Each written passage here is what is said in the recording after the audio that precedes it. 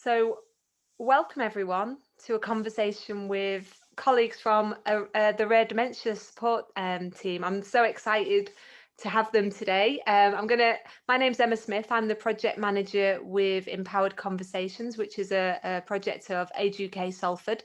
And I'm going to hand over to Roberta to introduce herself.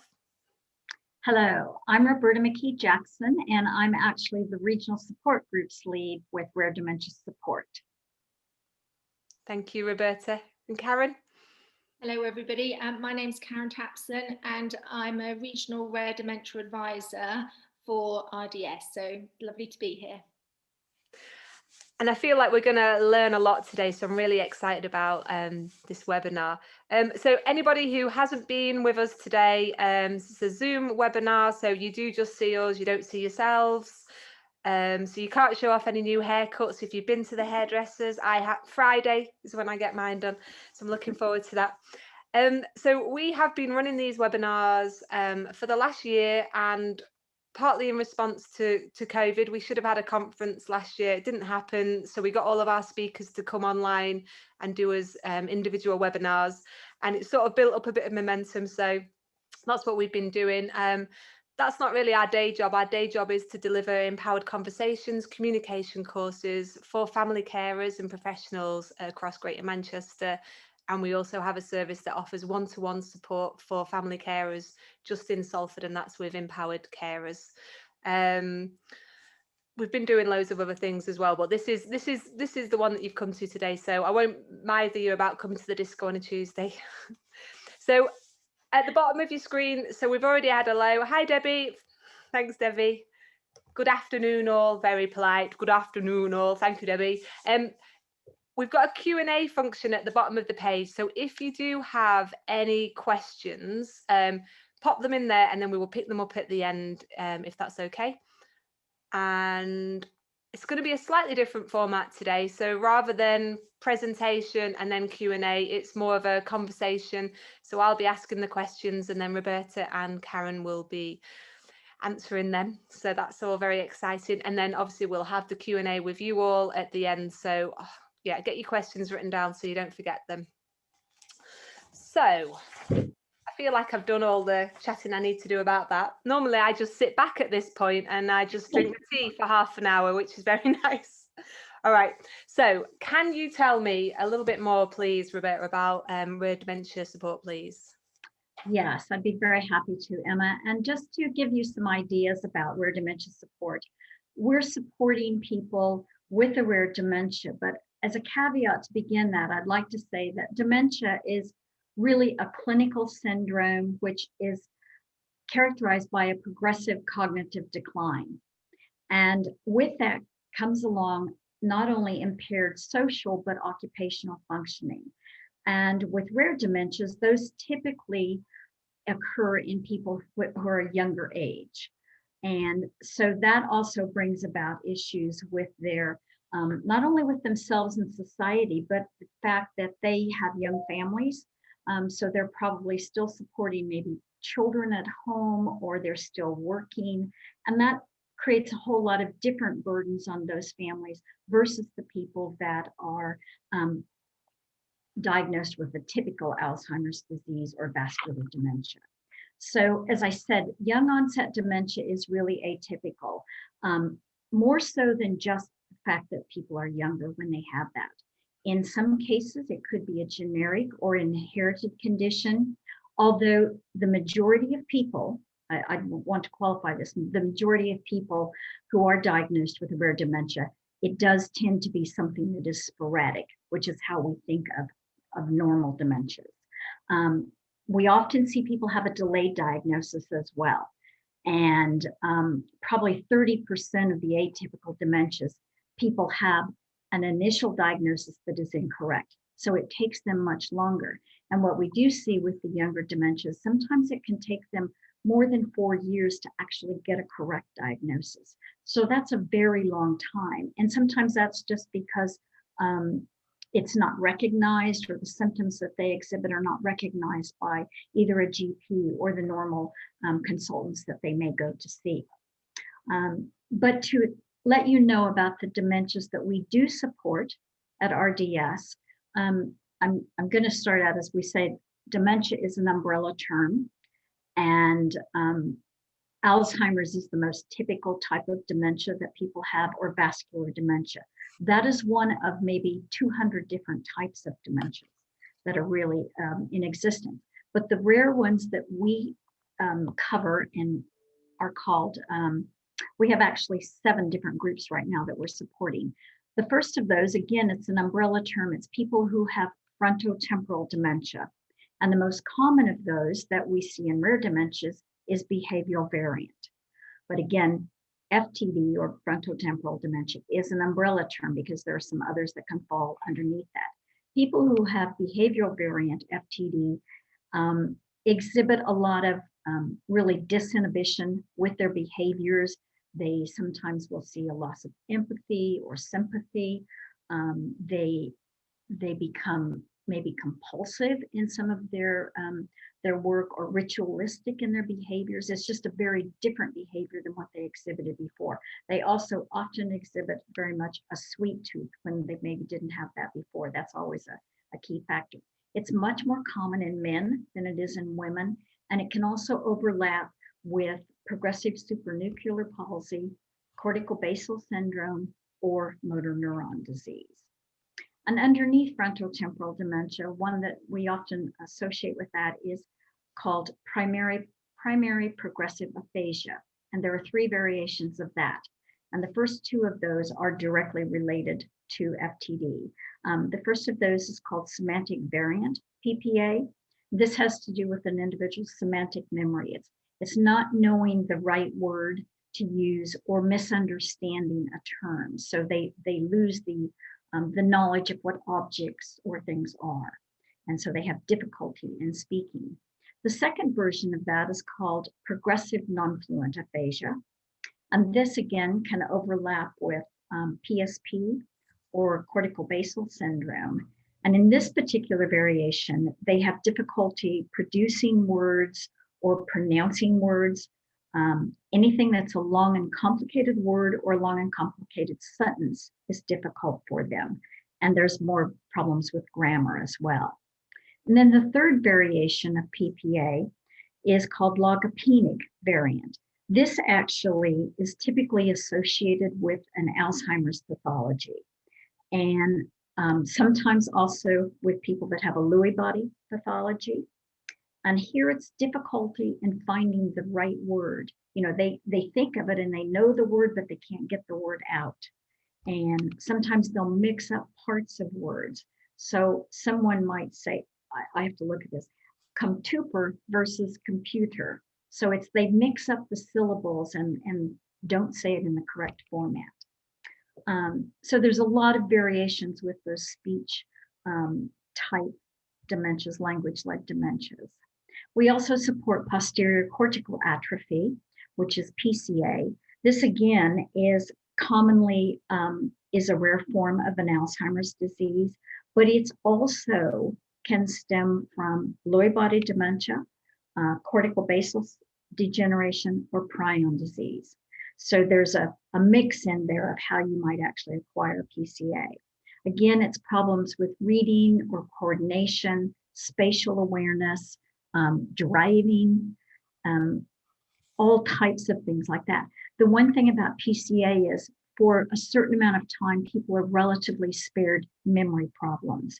And depending if it does stem from the Alzheimer's variant, then memory may become an issue for those individuals further along. But for other people, it may not affect them at all. Then we have a couple of familial type dementias that we support. Familial Alzheimer's disease. So this is very young onset. And probably 50% of family members that have the FTD, I'm sorry, FAD, familial Alzheimer's disease. And this is related to genetic mutations. And those genes have been identified. So there are options for people in trying to stem that from moving through families. To be sure here, less than 1% of people that have typical Alzheimer's disease would have the familial version. And then we have familial frontotemporal dementia, so FFTD. And again, this is there's a genetic sequence that is inherited. And in this particular case, we only see the familial version of FTD in maybe 20 to 40% of people that have FTD. We have two other groups that we're now supporting, and one of those is Lewy body dementia. And again, this is not particularly a rare disease, but it's often misdiagnosed or underdiagnosed. And it's very closely related with Parkinson's disease, but they have a lot of the same issues that people with more of our rare diseases around thinking or memory or vision or movement. So they've been brought into the fold. And then the newest group that we've started supporting is young onset Alzheimer's disease. And again, this is maybe 5% of the people have young onset, and that is people who really are between 30 and 60 years old when it's diagnosed. So that's the difference. To give you a little bit of information about what it's like to have a rare dementia, I just have a few quotations that come from some of our members that have been given to us at various times. And someone said, when my father had his diagnosis, we didn't know where to turn. It's only by speaking to other carers that you learn practical ways to cope and share with people who understand. So this was somebody that was at one of our carers meetings. Someone else said, my mother remembers who I am, what she had for breakfast, but she tries to put her socks on over her shoes. So that's probably something the rest of us can identify with at various times. Someone else said, an ordinary eye test said my eyes were fine, but I couldn't see. We didn't think that not being able to see was anything to do with dementia. Clearly, this was someone that had PCA. And lastly, my father was clearly depressed and exhausted, but it never occurred to him that it was because he was a full-time carer. And I think that's something that everybody can identify with who's been in a caring role, is that it does take over your life. Rare Dementia Support actually didn't start out as Rare Dementia Support, but it began when the Dementia Research Center was established at the National Hospital in Queen's Square in London, and that was in 1991.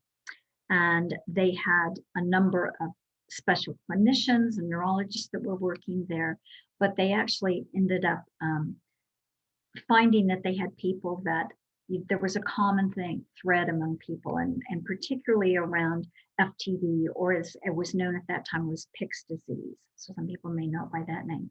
But one of the nurses who worked there said, we really need to start a support group for these people. It was the families, as well as the individuals that had the FTD. So that initial support group started in 1994. And from that time forward, they started a primary progressive aphasia support group, the PCA support group, the familial Alzheimer's disease in 2010 and 2012, the FFTD group, and then the Lewy bodies group actually joined the fold in 2018, and in March of this year, we started the young onset Alzheimer's disease group. So it's taken a while, and as the years progress and we realize that we need to expand our services and the people that we're trying to support. Rare Dementia Support itself, as I said, it didn't actually initially start with that name, but in 2016, we had several charity funds that were funding not only the FTD group, but the PCA group, and those were combined and rebranded as Rare Dementia Support. And we're actually, we're not a charity, but we are something that was developed by people, clinicians, and other staff researchers at the Dementia Research Center in Queen's Square, which is a part of UCL. But we are funded by the National Brain Appeal, which also funds the National Hospital. So that is our funding mechanism, as well as various research projects and things that we work with. So that's a little bit about how we started. Thank you for that, Roberta. I was trying to write it down and I thought I'm just going to have to watch this back. I can't write it down quick enough. how can someone access support from RDS? Well, it's actually quite easy. And the easiest way is that you do need to become a member. Because our membership has grown so much, we need to be able to track people. But there is a link on our website that will take you to a little form that you fill out, and then someone will contact you. And once that we know that you're in the database and are a member, you receive an email from someone in our direct support team and contact you for that. But it's actually, anytime you are a member, then you can access support from anyone in our team. And that's the way. We do have support that's not only for the cares, but for the persons living with the dementia as a diagnosis. We also support their family and friends, as well as professionals that want to join in our group as well. And we do have member brochures and professional brochures that are available now that can be sent out to anyone who is interested in knowing what our services entail and what it takes to become. But becoming a member is actually very easy. Thank you. And is that for professionals as well? So it's family carers, but also professionals. Have you got a professional membership offer? Yes, we do. We do. And you just indicate when you're filling out this little form to begin with whether you're signing in as a professional. So we have a lot of people from various charities or trusts or other organizations like that who would be, or even clinicians and consultants or neurologists. We have a lot of people like that who are part of our membership. And part of it is because they want to know how to better support their individuals that they're working with, or to pass that information along to other colleagues. Okay, so I am a family carer and I've just become a member. So what support and services are available to me? There's a lot of different things. We have one-to-one direct support, which is by members of our direct support team. We also have large webinars, which are held, well, these were large London-based meetings to begin with until COVID came along. And those at that point in time were happening 2 to 3 times a year for most of the rare dementias we were supporting. With COVID, they've now gone to webinars. And to be fair, and those are now happening for most of the rare diseases, they're happening 4 times a year. And we found that that's actually been quite beneficial for people because they could, if they can't actually attend at the time the webinar is on, those are recorded and end up on our YouTube site, so they can always listen to them later. And so that's made it, and to ease the difficulty of people traveling to London from wherever they might be. So that's been quite helpful as well. We also have regional support groups, and those are interspersed throughout the UK, not everywhere, I will say that, but we do have about 27 to 28 groups or people who are facilitating support for people out there. And each one of those are very individual. They could be just local volunteers for, say, as you as a family member that's just been diagnosed with rare dementia and you want to set up a group for people in your local area. It could be a partner group, so it could be an NHS trust, it could be somebody from a charitable organization or whatever that wanted to do that. And oftentimes they'll do that in connection with a volunteer as well. So there's a lot of different opportunities for people to do that. And those groups, some meet once a month, some meet every 6 weeks, some are, they have all different schedules, but all of that information is found on their website, so they can join them at any time they like. We also offer other support in the means of, through our website, you can find an incredible amount of information there, but there's also small online group discussions. Again, those started this last year in response to COVID, because we found that people needed a lot of additional support just from the isolation factor of nothing else. We also have opportunities to buddy people together, so people who have the same rare disease type and they want to speak to someone else, whether that be a carer or another individual diagnosed with that disease. We also have Something that will be coming out, it hasn't launched quite yet, is that we have online forums, which will be available through our website. Now, to be able to access that part of our website, you will have to be a member of RDS. There's an incredible amount of information out there just now that you can access, anyone can get to, but the member forums, the online forums, will be a member only facility. Brilliant, Roberta. I want to ask you about the groups, but there's also like a slight little woodpeckery noise coming from you as you're speaking. Have you got a woodpecker in the room with you, Roberta? No, I don't have anybody in the room. Like every so often it goes. Oh my goodness, I have no idea because I'm not hearing it. I really apologize for that. No, it's fine. I was just looking at Karen. She was like, "Yeah, I heard it too." But we'll just alert you to if we see anything flying behind you that shouldn't be there. We'll let you know. You know, so sorry about that. It's just one of those things. It's, you know, we don't know what could be anything. You know, groups are something that we're massively passionate about. You know, when we see the difference they make in terms of when we deliver the communication course, just bringing people together. So as well as the learning, that sort of peer-to-peer support, sharing, just, you know, making those connections. Can you tell me a little bit more about the groups, please? Yes, in our groups, and particularly in our regional groups, we have some that are for carers only. We have some that are a mixture of carers as well as the people with the diagnosis.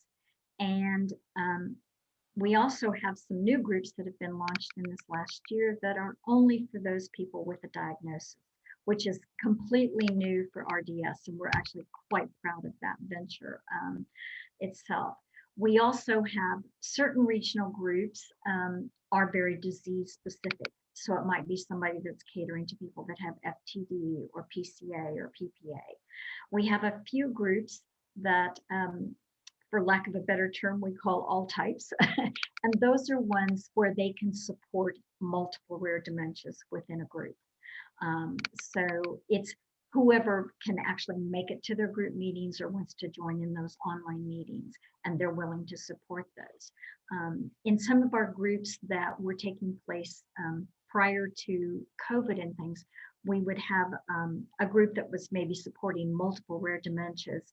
They might meet together at the very beginning and then break, you know, for tea and a biscuit or something like that. And then they would break up and someone would take the carers off and have a discussion with them in one room. And then the people that had a diagnosis, someone else would take them off and do different activities with them, with volunteers involved. So every group runs differently. Some groups want to be just a social gathering to meet, you know, in a pub or a restaurant or a garden center or something like that. Other groups meet and they have a combination of the social gatherings, but they also want a program. So they want a topic delivered to them on some frequency. So we help find the topics and people to speak for those in different groups like that. And the same thing happens with our large support groups, our webinars. They're a combination of giving you updates on not only research, but anything else that might be going on with that particular dementia. There's generally a story about carers or an individual who's living with that disease that can be presented. And then we have Q&A with each one of those as well. So people who are attending have the option to ask questions and try to get some answers to their particular questions. And I think that's, and the ones I will tell you a bit more about the two groups I said that we started this year that are for the people who are diagnosed.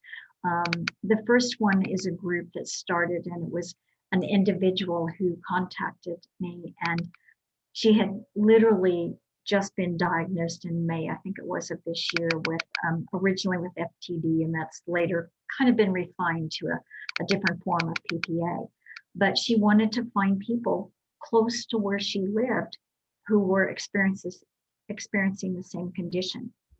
And so we started out with a group, and because there were not many people in the area that she lived, we expanded that county-wide. And to be fair, that is now an international group because we opened it up to anybody within the UK. And we also have an individual from Singapore who joins us for each one of those meetings. They meet monthly.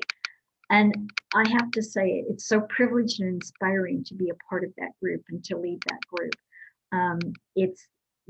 all they want to do is to share their experiences and good things that have happened, or a difficult thing that's happened with them, how they're overcoming some of those issues. And they are so wonderfully supportive of each other. It's just been fantastic. And just this last week, Karen and I launched one for people with PCA, again, only for the people with the diagnosis. And we had so much interest in the people that were contacted that we actually had to hold 2 groups, because it was too many to put in one group when you're meeting online. So we had, I think, 24 people who were interested in taking part in this, and we think that will continue to grow. So that's a really exciting and inspiring thing that we hope to expand to more of our rare dementias. It will take some time, and it does take quite a bit of organization to get them all together, and particularly, when we realize that the people may need help getting online to those groups, but once they're there, they're actually quite comfortable and very willing to share their experiences with everybody else. So that's been really, really exciting. And would you say, Roberta, like the online stuff, is that is it because of the pandemic you've started doing more of that? Yes, it is. Prior to the pandemic, our London-based meetings, we actually did record parts of those. We recorded the morning sessions when we would have presentations and things like that. We did not record what was happening in the afternoon. And the good thing about those meetings, it was always based around social interaction. So there was tea and coffee when you came. We had a nice lunch and a lot of time for people to get together and chat and get to know one another. And that's actually how a lot of our regional groups have developed, because they met someone at a meeting that realized, oh my goodness, you don't live that far away from me. Let's start our own little local support group. But because of the pandemic, we went to online meetings for all of our London-based meetings. And of our 28 regional groups right now, we have, I believe, 15 of those which are existing in an online format. Some of the others didn't want to. Some of those are individuals who work with people close to them. So they weren't really in a position to do that. But what we have found from that is we think people will continue in the online format. It'll be, they'll still have some face-to-face meetings, but everybody's realized that it's actually much easier for them as carers or the person living with the diagnosis to have an online meeting. They're in the safety of their own home. If there's an issue to be dealt with at the time, they can get up and deal with that while they're still online. So I think that will continue. I'm smiling because we always thought we would never do online family care or communication courses, and then obviously we had to, and once we did, we realized, it's not, obviously we're not having tea and cake and biscuits together, but you're still getting the same. And for all those reasons, those benefits, it's more flexible. Carers can be at home. They're not having to sort out any arrangements. They don't have to travel anywhere. So thank you for that. And I think online just opens up so many opportunities to grow projects. It certainly has for us. It really does. And that's what we have found also, particularly in a lot of our regional groups. People have found our website, they picked up information about the groups, and I happen to facilitate a local regional group for PCA. And this last time when we were meeting, a couple of days before, I had someone from the US who contacted me and said, oh, can we join this group? They were fairly recently diagnosed. I was like, okay. Gave them the time, and for them it was like 8:15 in the morning for their meeting, but they were willing to do that.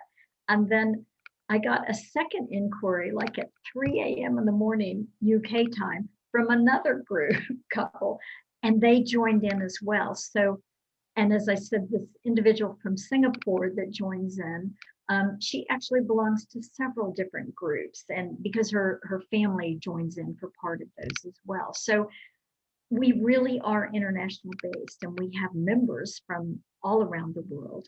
And that's the one real advantage with the online meetings, is because as long as it's in something that they can manage in whatever time zone they happen to be in, then they can join in for those sharing those experiences and things. So I think that's a real benefit that we probably didn't see before, happening. Definitely. We have Erica from America who comes to our disco every Tuesday. But so for us, it's Tuesday afternoon. For her, it's Tuesday morning. It's like 8 o'clock in the morning. She's dancing away. Good for her. So how did you get involved in RDS, Roberta? Well, I come through lived experience. My late husband was actually diagnosed in Queens Square with posterior cortical atrophy in 2012. After a series of roundabout ways of getting there and misdiagnosis and things like that. And he was also, his stemmed from Lewy bodies, so we had a whole lot of different symptoms we were dealing with. But we became very involved not only in the support groups, but also the research projects and things going on at the Dementia Research Center. And when he could no longer attend, I was still completely involved in the meetings, and I just developed a passion for this, which was completely out of my, experience whatsoever.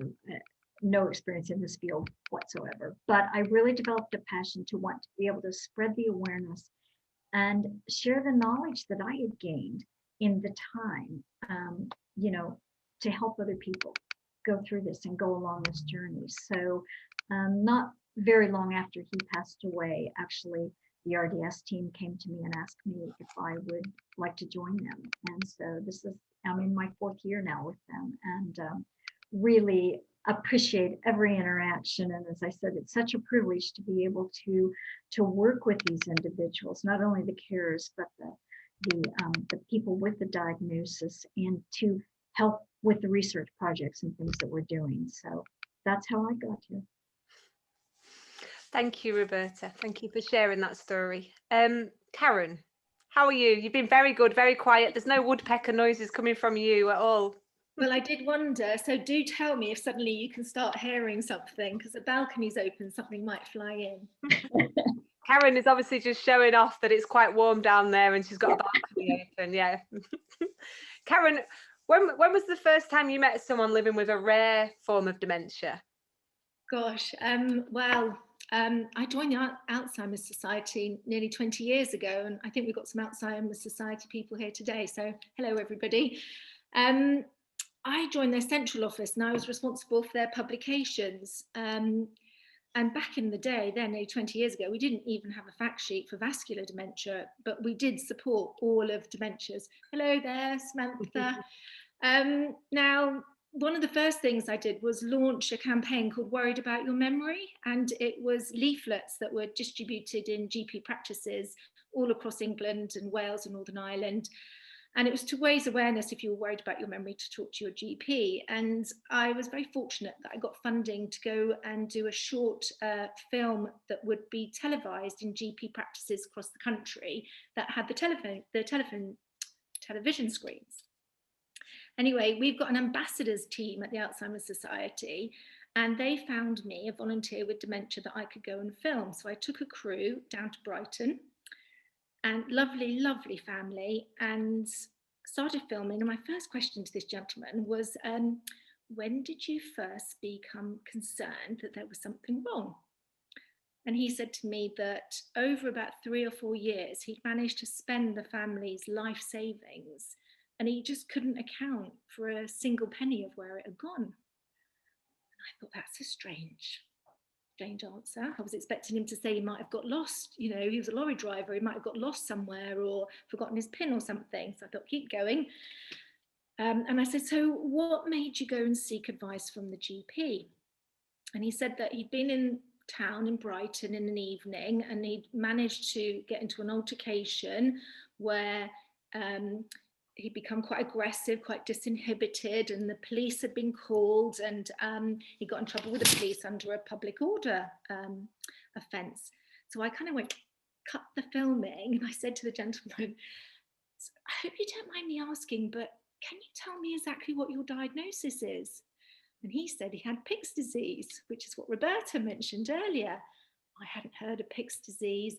I said to him, your memory's absolutely fine, isn't it? And he said, yes. And he remembered my name, and he knew the name of his grandchildren.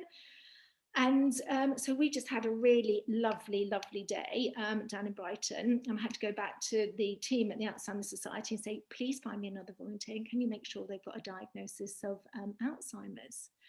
So just to clarify, with PICS, as Roberta said, it's actually quite an old-fashioned term now, and it's named after Dr. Arnold PICS, who was a Czech psychiatrist who lived in the mid-1900s, and he first saw the changes in the brain that were at the front of the temporal lobes, and hence why PICS was called PICS, which is now what we know as FTD. Same as Dr. Alois Alzheimer's. He was a German psychiatrist that lived in the mid-1900s. So anyway, that was my first experience of meeting a very, very lovely gentleman with a rare dementia nearly 20 years ago. But who didn't have any problems with his memory. None at all. And I had a film crew down there and we just had a lovely time. Brilliant, thank you. I always think stories are great, aren't they? They really bring everything to life. Could you tell me when you joined RDS? Is that a recent thing? Yeah, well, in fact, you know, I'll take you back a little bit because it's taken me a while. I've been involved with them for a while. So when I joined the Alzheimer's Society, I quickly learned that actually I just wanted to, you know, learn everything I could about dementia and support people with the diagnosis and also family. So I was able to do that in London via campaigning and making sure people with dementia were heard, whether that was government lobbying or through the publications.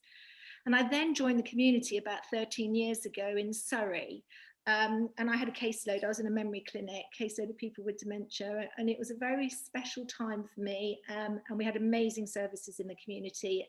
And the Alzheimer's Society is very dear to me, but I also do know that it can be a postcode lottery around the country to make sure that you get support. But what happened was I quickly realised that I was supporting people in their 30s, 40s and 50s that were coming along with those rare dementias, with all those challenges that Roberta mentioned. And they just didn't fit into our Alzheimer's Society services for older people with memory difficulties. So I had to do some research and I found Rare Dementia Support, which 13 years ago, 10 years ago, was actually FTD Support, and they rebranded in 2016 to RDS. So I became a volunteer for them to begin with. And again, for our Alzheimer's Society staff out there, they might be interested in my journey. So I worked with RDS and launched as a volunteer for them the Surrey Rare Dementia Support Group 10 years ago now, and it's still going strong. So I'm not in Surrey any longer. So that's one of the 27, 28 groups that we've got around the country.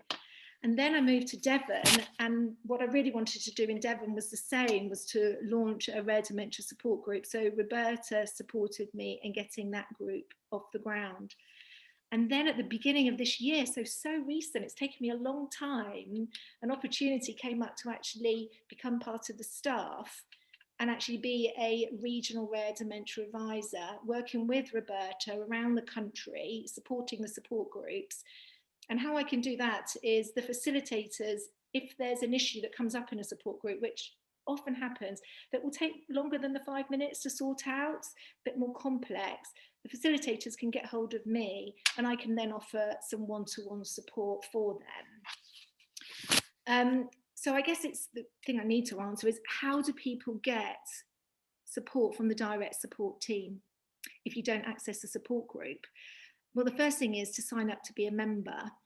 And we're going to make sure, I know Emma's going to send it out, an email which will have my email address on it, it'll have Roberta's email address on it, it'll have the link how to become a member on there, and also an email address which is on our website, which is contact@Rare Dementia Support. Now that email comes directly through to the direct support team, and there's 6 of us there, and I'm one of those people. And we'll then get in touch with that person once they're a member. And we can offer them support one-to-one via a video link or a platform that works for them, telephone or email. And what we offer is that practical and emotional support that you all do at the Alzheimer's Society or at Age UK as well. And we're there from diagnosis through the journey. And what I really like about RDS is you're never close to us. we stick with you. And in fact, Roberta didn't mention it, but one of the other support groups that we have is actually for bereaved carers as well. So RDS really does hold your hand and walk that path with you. And we offer that navigation and guidance through the available health and social care service. And then we also support you with that access to benefits and entitlements, and also that, care planning that's so vital. Now, living with a rare dementia can bring about unique and complex behaviours and difficulties to overcome. And in the direct support team, we're able to support members to come up with coping strategies to help alleviate some of those difficulties. So, that makes it quite unique, which is lovely. Now, this bit I really love. It's our vision at RDS, and it's that people living, so read it, with or supporting a person with a rare dementia is to have access to information, tailored support and guidance. And I must say, in 20 years supporting people with dementia, I've never met two people that experience dementia in the same way. Now, we also, as Roberta says, we want to support members to have contact with each other that have the similar conditions. And as Roberta said, those lovely new groups that we're just creating for people with a diagnosis are just a privilege to be part of. So I hope we've given you a really good overview of all of the support that's available at RDS, and we really would encourage you to sign up to be a member. And I just want to say thank you so much on behalf of Roberta and I for inviting us along to come and talk to you. And I'm going to hand back to Emma now, and maybe we could answer some questions. Thank you so much, Karen. Thank you, Roberta.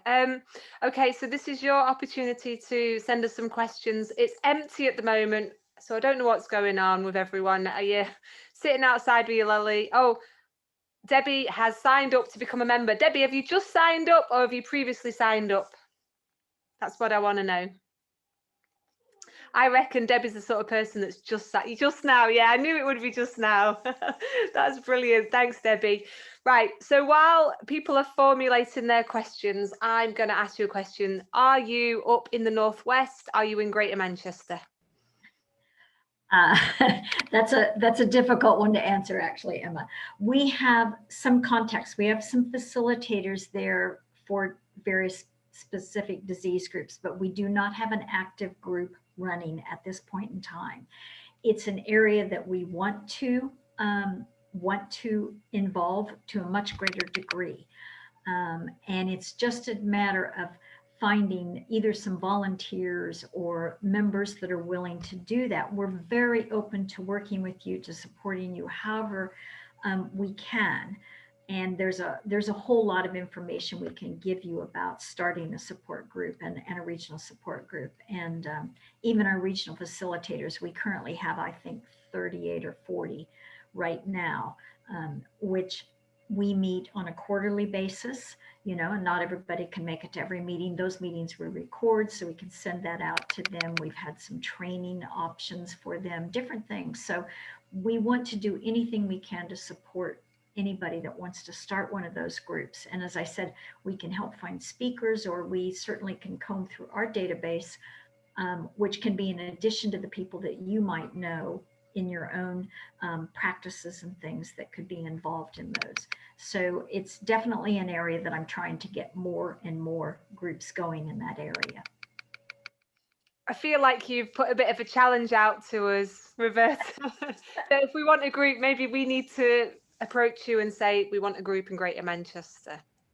And can I just say as well that, that's how I became involved with RDS, really. I was working for the Alzheimer's Society, and I ran these regional groups as a volunteer, but got all of the support from Roberta and the team to do it, access to professionals. So, it's definitely doable. We've just got to make those contacts and those relationships to launch those groups. So, yeah, challenge is on. I want this to happen in Greater Manchester. Yes.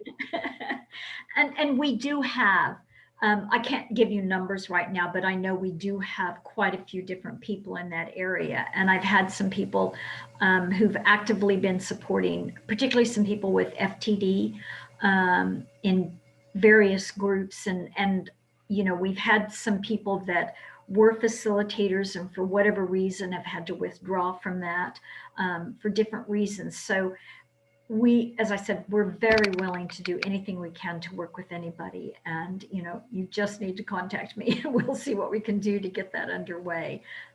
Because there is a lot of support that we can offer. And again, as I said, we were funded through the National Brain Appeal. And if there are concerns about, cost for, well, we can't actually meet in a venue, particularly right now, but, when you can meet on site, or if you need catering funds or something like that, anything that's reasonable. What we don't want to do is have you not have a group and not have people attend because there's an issue with them getting there, or like you have a carer and a person with a diagnosis who don't have a car, or they would have to take a taxi to get there. We could reimburse them for that fee so that they could actually attend that meeting. We don't want to inhibit anyone from being able to obtain the support. So we have a lot of different inventive ways that we can help you in that regard.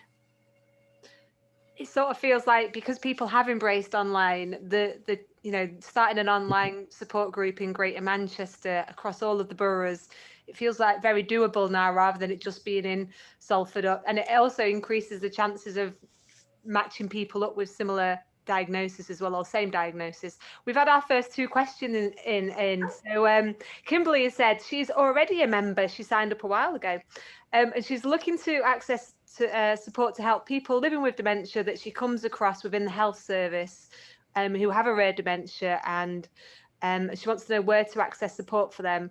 How would I do that? I'm also in Greater Manchester. So what would Kimberly do to help those people?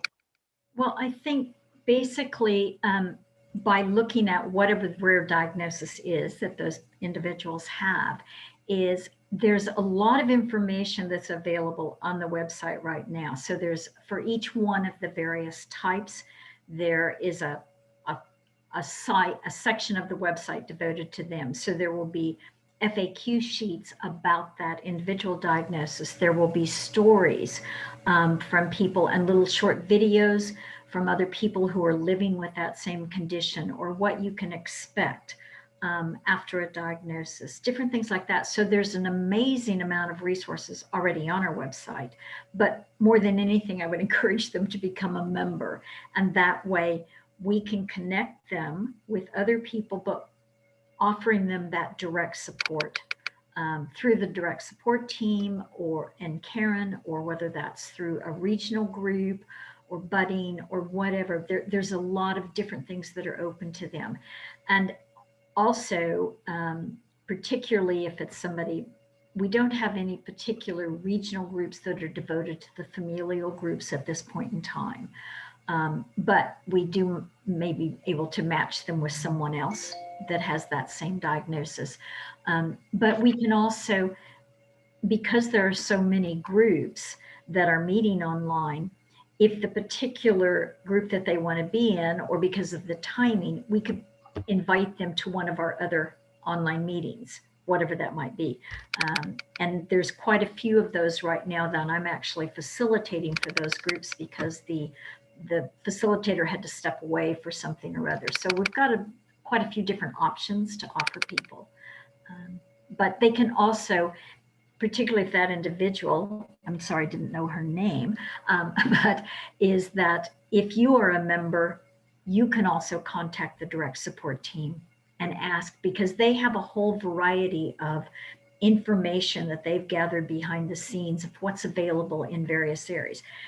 It may be that you know a lot more about specific services and support that's available within your area, but they also have a lot of information there too, particularly if someone's having trouble getting the correct diagnosis or looking for a specialist in that area. And I don't know, Karen, do you have anything else to add to that?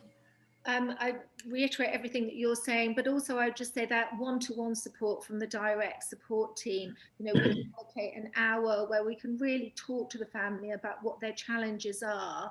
And also we can talk about the diagnosis probably in depth if they want more information about that, so that they don't feel so alone. Because often when we meet people at the beginning, that's the feeling. They feel alone, that nobody else knows about what they're going through, and they haven't met anybody else on that same path as them. So I'd really encourage the referral to the one-to-one support team, direct support team, so we can offer that one-to-one support. I think would be amazing. So Debbie won't let it lie. She said, where's the nearest active group to Greater Manchester? Thanks, Okay. Debbie. I love it when you come on these.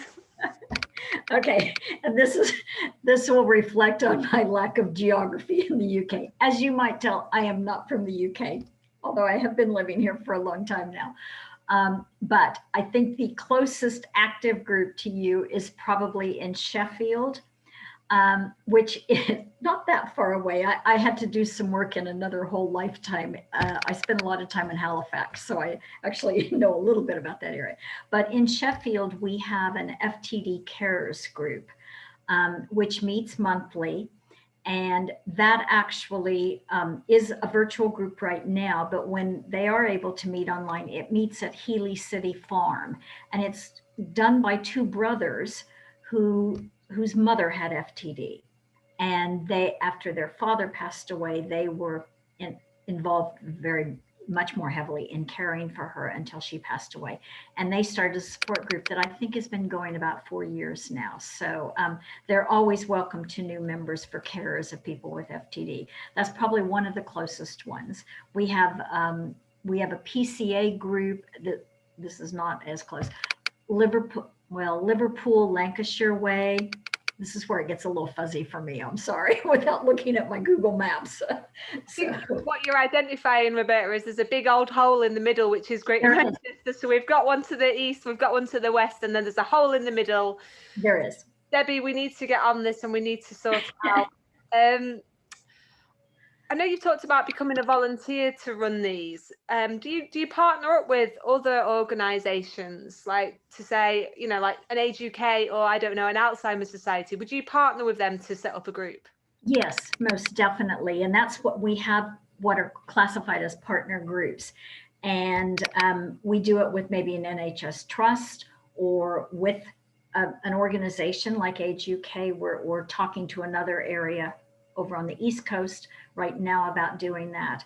And in those cases, a lot of the things are led by that trust or that charity. But you might also get a volunteer member involved as well. We often say it's good to have two people as facilitators, and that way it's not the extreme burden on either one of you in whatever time frame you happen to be meeting in. But yes, we do that. And as again, there's a lot of support and services we can offer there. A lot of that does remain, you know, as far as contacting people, that remains with, say, with Age UK, that's part of your database. But we also would go in and you would share your invitation to those meetings with us. And then we send it out to people within the RDS database. And so there's a lot of complementary things that we can do there.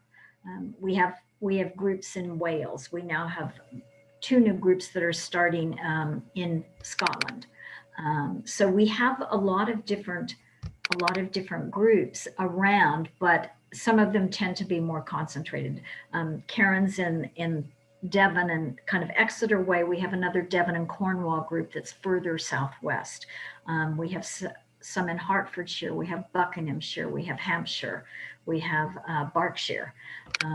So Norfolk, Newcastle, they are spaced out around the UK, but there are a lot of gaps there. So we're very willing to, you know, speak with anybody that might be interested in starting a group. And I was just going to also say that if somebody did want to start a group that was online, but wanted maybe somebody from RDS to come along so that they can offer support through that support group, I'm very happy to actually do that. I'm going with Roberta around the country virtually, having a tour, meeting everybody and offering support online. So don't let there be any barriers, I think, really, Right. for a group to get off the ground. Brilliant. Thank you for that. You've definitely put the challenge down, and I promise that within the next 6 months we will have a Greater Manchester group. I'm going to hold you to that. It'll happen. I know there's people on here that'll do it, and if not, we'll do it. Someone will do it. You know, the research connection, is that around the groups, or is that more around that? What's the just a little bit more about the research, please. The research is, we have a lot of different research projects going on mainly through the Dementia Research Center, but a particular one that we acquired or gathered the funding for this was a 5-year project, which is all about the impact of multi-component support groups for people with rare dementias. And we're in the middle of that project now. It's a 5-year project. It was about a 3.7 million pound grant. So a very significant one. And people that want to take part in that do have to be members, because we have to go through a consent and ethics process for that.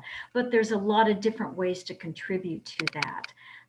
There are other research projects that are going on that are more clinical based research with members from the Dementia Research Center. So anybody that becomes a member, that's one of the things. You'll get updates about research and newsletters and other things like that. But definitely there's a lot of opportunities for people to take part in research, which I think is incredibly valuable to people. And they feel that, even the people with the diagnosis feel like they're contributing something for people in the future.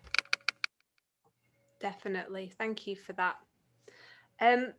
It feels like they've been a bit light on the questions today, but I think it's just there's been a lot of information, and I think because the whole session's been a bit Q&A, felt a bit Q&A anyway. I feel like we've probably done a very good job of covering everything off. So unless there's another question, I'm just going to put it out there. Is there another question? Because if not, I'm just going to do my end blurb now. I'm really grateful for both of you for joining us today. It's been absolutely amazing to learn and understand more about what you do and the opportunities available, I guess, for me as an organisation, but also for carers and people with dementia. Ali said, thanks so much for today's session. I have to go to prep for another call now. Okay. We know that feeling, Ali. Off you go. Looks like those of us in Greater Manchester need to get our heads together to see if we can get a support group off the ground. We do, Ali. Margaret said, so much to absorb. Thank you so much. And Debbie said, thank you so much. Really, really do appreciate it. Thank you both so much for your time. Everyone will be going off to become a member now, so you'll see this little shoot up today. Oh, Rebecca, thanks so much. Our next webinar is on the 5th of May, and we're going to be considering the importance of clothing for people living with dementia, and that's with Dr. Rebecca Fleetwood-Smith and Barbara Lewis, who's one of our own in the Empowered team. Oh, you're getting loads of everyone's really loved it. Look, really interesting. Thank you. There's definitely going to be something happening in Greater Manchester. So thank you both so much. Thank you. Lovely to be here.